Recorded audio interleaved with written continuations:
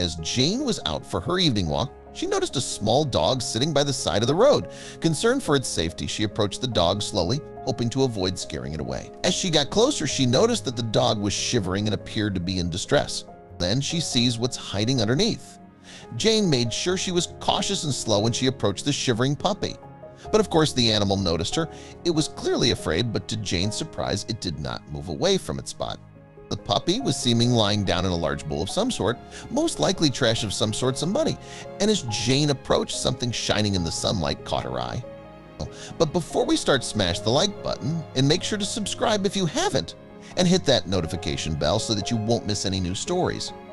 This had to be below the bowl the entire time, and the puppy clearly had a lot of interest in it. Jane kneeled down and waved some leaves away. Finally, she saw what she was really dealing with. There was a set of keys lying under the bowl and they looked very new. There was also a tag attached to them with some number on it. Jane immediately recognized what these numbers meant. Jane hesitated a lot. She also had to decide what she was going to do with this puppy. And if she was going to go to this location, she could not just leave it in her car. But the moment she picked up the keys, the puppy already seemed to lose interest in the spot and focused more on Jane. Well, maybe this key smelled like home or like his owner. Whatever the case may be, this puppy was now not going to have any issues following her, and that made this decision a lot easier. And she did not have a leash or anything, but when she started walking into the forest, the puppy did not hesitate to follow her. And so they started their hour walk directly into the forest. It was not like there was a clear path to the location. And slowly but surely the sun was starting to set, and her curiosity was simply getting the best of her in that moment. And so she powered through, and only about 15 minutes later, she was finally rewarded for her efforts. Suddenly, the tightness of the vegetation started to disappear, and Jane found herself in a small clearing in the forest. And she was shocked to see that in the center of that clearing was an old-looking house. Jane gazed in awe at the house. Neither her map nor Google Maps had hinted at its existence. The puppy, wagging its tail, looked up at Jane, then back at the house, as if confirming they had reached an important destination. As Jane stepped closer, she felt the weight of untold stories. The house, with its peeling paint and shuttered windows, whispered echoes of the past. Well, Jane approached the front door with the key in hand, but her attempts to unlock it were in vain. She circled the house, her determination unwavering. On the side of the house, Jane discovered a small broken window.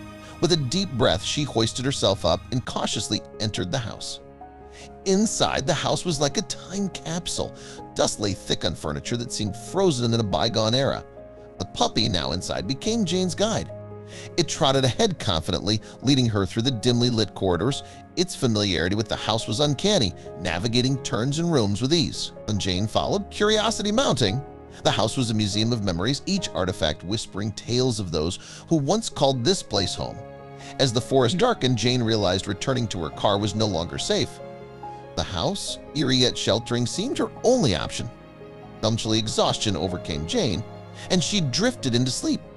As the first rays of sunlight filtered through the windows, Jane's resolve strengthened. She decided to delve deeper into the house's mysteries. In the dim light of the basement, Jane stumbled upon an unexpected discovery: a hatch embedded in the floor, covered in dust and partially hidden under an old rug. Jane remembered the key she had found earlier, and with a mix of excitement and apprehension, she retrieved it from her pocket, wondering if it might fit the lock. As she inserted the key into the padlock, her heart raced. The key turned with a satisfying click, and the padlock fell open. Jane hesitantly lifted the hatch, revealing a dark, descending tunnel. The air from below was cool and stale, hinting at long-sealed secrets. And standing at the edge of the open hatch, Jane felt a wave of uncertainty. She looked down into the darkness, then at the puppy beside her, seeking courage. Gripping the flashlight tightly, she took a deep breath and began her descent. To Jane's surprise, the puppy bounded ahead with unexpected enthusiasm. If the puppy, so small and vulnerable, could venture forth so bravely, then so could she, and the puppy moved cautiously through the tunnel. And with each step, Jane felt further removed from the world she knew above. Jane couldn't help but wonder about the origins of this hidden passage and its purpose. What lay at the end of this cryptic tunnel? The answer, she hoped, was just a few steps further in the enveloping darkness. And Jane pressed on, her footsteps echoing in the tunnel's vast emptiness. Suddenly, Jane noticed a faint glimmer ahead, a subtle change in the air, and a distant light offered a hint that the tunnel might finally be leading somewhere. The silence of the tunnel was profound, almost tangible. After what seemed like an eternity, a stairway materialized in the beam of Jane's flashlight. Relief washed over her as the endless tunnel finally gave way to this new path. And the staircase, carved from the same stone as the tunnel, spiraled upwards, promising an end to the subterranean journey. Jane ascended, her flashlight's beam dancing on the stone walls. At the top, a door waited, old yet sturdy. The puppy paused, tail wagging as if urging Jane to hurry and uncover what lay beyond. The stairway's end. Jane faced the door. She reached for the key, its significance now more profound than ever. It slid into the lock with an almost ceremonial precision. Turning it, she heard the click of the mechanism, a sound that signified the crossing of a threshold. Slowly, Jane pushed the door open, stepping into a world vastly different from the one below. She found herself in a room lavish in its decor, adorned with rich tapestries and gleaming furniture. This new world was a realm of opulence. The air was fresh, filled with the scent of polished wood and faint perfume. The luxury surrounding her was a vivid contrast to the forest and the hidden tunnels she had traversed. How could such contrasting worlds coexist so closely, yet so hidden from one another? In the luxurious living room, Jane's exploration was interrupted by the sight of an old man. He sat calmly, his eyes reflecting a lifetime of stories. Surprised but not threatened, he regarded Jane with a curious, non-hostile gaze. The puppy, recognizing the man, wagged its tail and approached him. Jane stood still, taken aback by this unexpected human presence. He spoke with a gentle tone, his words laced with a hint of nostalgia and mystery. Jane listened intently, trying to decipher the connection between this man and the luxurious surroundings that so starkly contrasted the decrepit house she had left behind.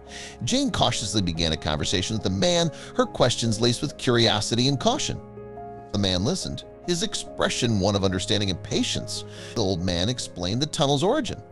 It was born from his paranoia, a secret escape route from his lavish home to the hidden forest house.